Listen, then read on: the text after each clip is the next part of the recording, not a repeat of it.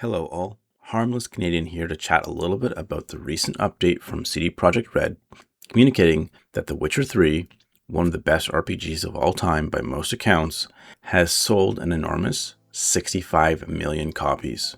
That is a truly incredible result, and I want to talk about how that success and the success of some other key games demonstrate how a common narrative in video game discourse that feels new, but isn't, is not actually true for many, and dare I say most, gamers.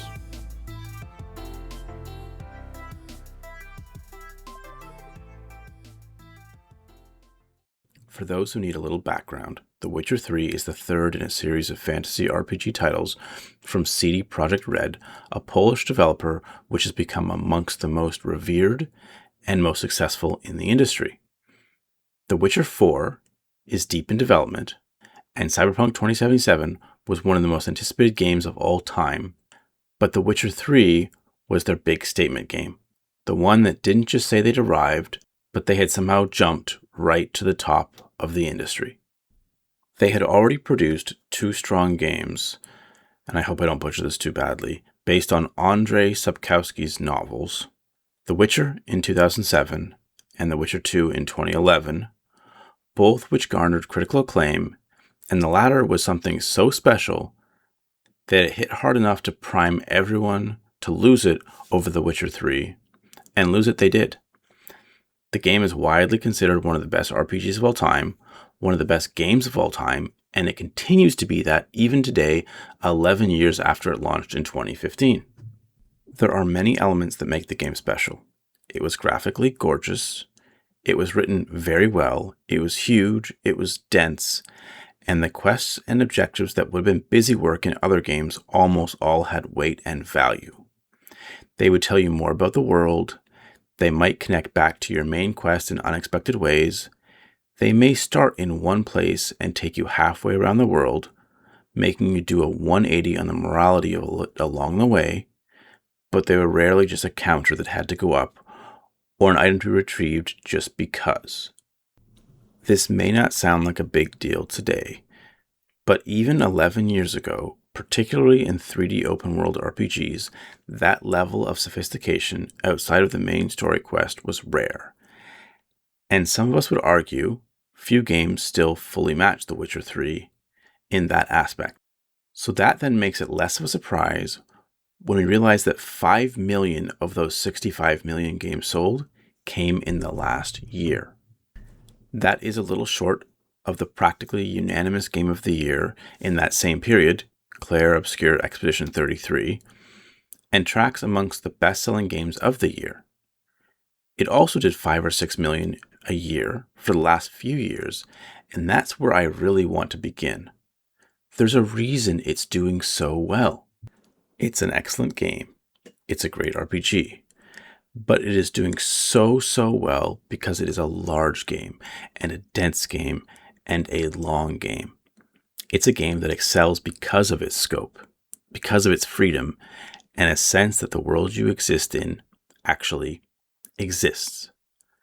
There is often a lot of consternation at the idea of players equating size with value in video games, player hours per dollar, and that sort of thing. But I think everyone can appreciate that perspective just a little. When funds are scarce, a good long game can be better than a great short one. But that reductive idea gets most of the discussion, and critics will rarely go beyond that when looking at what makes a game with a large world or a long game time valuable. So with that in mind, let's cover it for just a moment. Scale. Scale doesn't have to matter, but it can matter, and it can matter a great deal. Scale facilitates the need for exploration, the sense that the world exists outside of you, and when necessary, it overwhelms you when that's exactly what you want to feel or what you need to feel. Investment. Playing a game for a long time builds investment in that game, in the characters, your character, in the choices you've made both for the story and for the gameplay mechanics such as class, stats, skills, etc. A long game creates an attachment to your character and choices while also adding weight as you're making them. You also have time to build investment in the world, which leads to the next point. That's immersion. The word is a bit of a catch-all today, but we tend to be more immersed, engaged in a general sense in larger games. They typically make you slow down.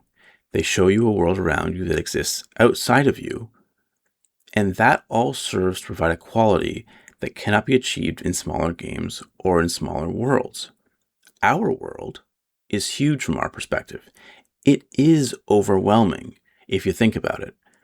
And while not every game needs to replicate that, certainly not, the ones that do give us something special that smaller games cannot give us. Lastly, we have delayed gratification.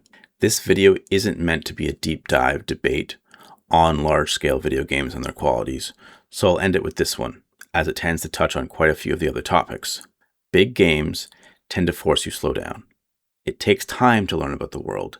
It takes time to make big choices. It takes time to defeat strong enemies, and it takes time to navigate the world. In the wrong context, or perhaps with bad execution, this could all be considered bloat. But done correctly, it delays gratification, and that over time improves enjoyment. And that isn't up for debate. With that out of the way, let's consider some of the other recent announcements. Rockstar not too long ago announced sales totals for Red Dead Redemption 2. That game has sold 85 million copies, and in 3 fewer years than The Witcher 3.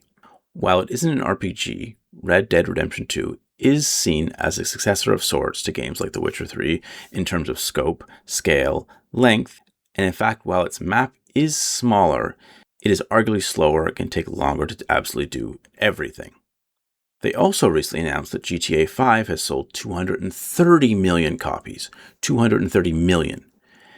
And that means it sold roughly 5 million since the last update in March. You might be seeing a pattern here. All 3 of these games are very strong sellers that are still selling as well as some of the most important games of each year, or at least near that number, and they are all almost obnoxiously huge. With that in mind, let's take a look at the list of the best-selling games of all time. I'm pulling this list from Wikipedia, but they work pretty hard on this page to keep things as accurate as possible. You may notice that all 3 of the games I mentioned are in the top 10. They are all very large, very long video games with immense scope and scale, but that might seem like cherry picking. And it's only 3 out of 10, so let's take a look at the top 50. I'm not going to be particularly scientific about it. Maybe that's for another video. This isn't necessarily accounting for time to beat, size of the map, replayability, etc. Just an overall assessment of those factors.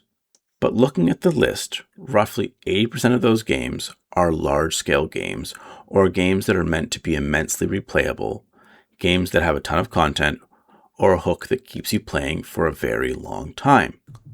Reducing it further, let's cut that down to the games that are a little more objectively large and don't rely on multiplayer or shorter cycles repeated again and again to determine replayability.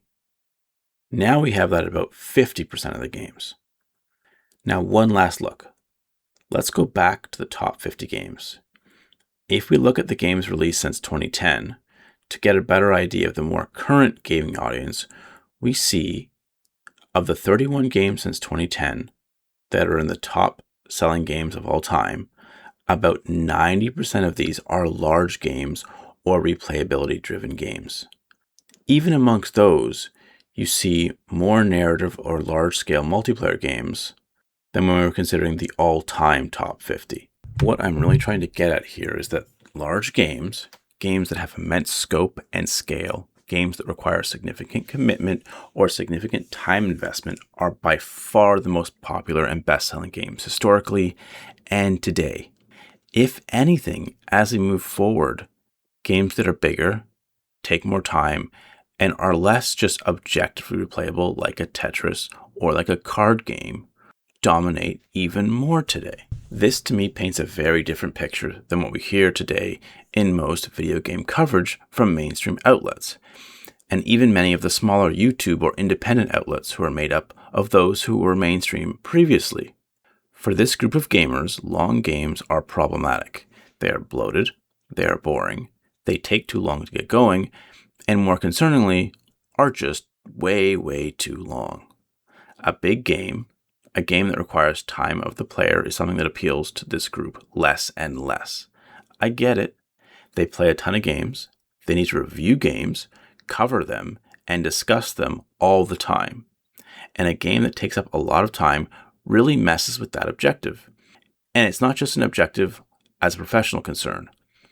They have more games than they can play because of access, and their commitment to video games means they probably genuinely want to experience more games and more eclectic games.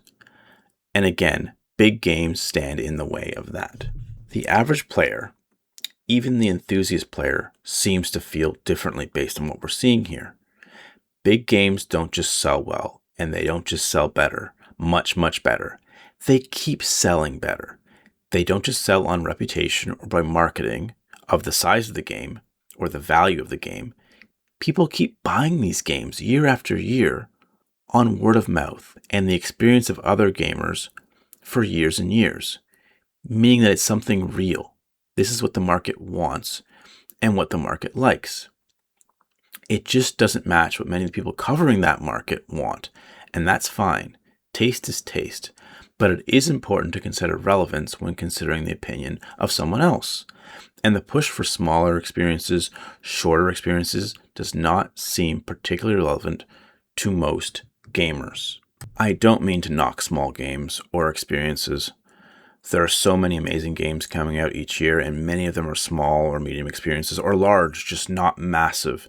And the reality is, many of them are better than some of the bigger games. But when it comes to what appeals most, and most over time, the bigger, time-intensive experiences are still more appealing. As I begin to sign off, consider this. Since 2020, these are all the games that have sold 10 million or more copies. The pattern clearly continues. Other games can still sell millions, of course, but games that appeal the most to the most gamers are still big. CD Projekt Red seems to be paying attention because they decided to randomly announce another massive expansion for their massive game this very week, 11 years later, called Songs of the Past. And social media manager Laura Beitzel had this to say about it. Quote, "Songs of the Past will be aligned with what you're familiar with in Blood and Wine and what you've come to experience and expect from us when we do our expansions." End quote. For reference, Blood and Wine is one of the finest expansions to ever exist, and is roughly the size of a video game. If you focus primarily on the campaign, the expansion is probably 15 to 20 hours, and can double that if you really want to do everything. This is going to be the rough estimate for the size of an expansion to a game that comes out 11 years ago. They are only making it this big because of what people want, even if they don't finish that expansion. The expansion is dated for next year, but was originally planned to launch this year, according to CD Projekt Red on an earnings call. Quote, "We had a moment where our plans for Songs of the Past would be released this year." End quote. CD Projekt Red joint CEO Michael Nowakowski said, quote, "However, we decided, together with the development team, that the game will be launching in 2027 to achieve the best possible result from the consumer standpoint, which in the end, frankly speaking, is the only thing that really matters." End quote. So let's get this straight.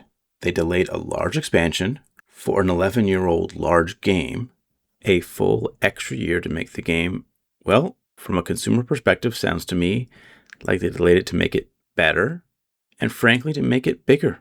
CD Projekt Red's actions are probably saying it better than my words. So with that, thank you for watching. I've been your harmless Canadian.